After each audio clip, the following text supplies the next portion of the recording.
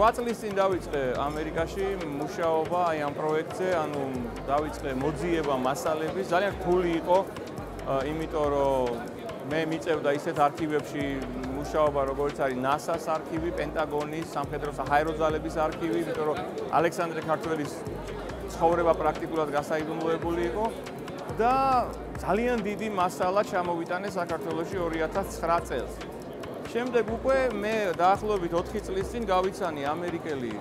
ჩემი უკვე მეგობრები სტივ ჯონსონი და რიჩარდ რუბინი, რომელთა დახმარებითაც, ფინანსური დახმარებით და მათი კონტაქტების გამოყენებით ამერიკაში მოხდა აი ამ ყველაფრის კონსოლიდირება. ჩვენ ჩამოვაყალიბეთ ალექსანდრე ქართველის ასოციაცია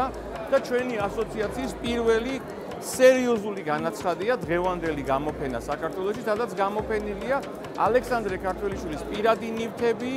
უნიკალური დოკუმენტები, მისი ხელით დახაზული თვითმფრინავის ნახაზები და რაც ყველაფერზე მთავარია, მოყოლილია თავიდან ბოლომდე მისი ცხოვრებისა და მოღვაწეობის შესახებ.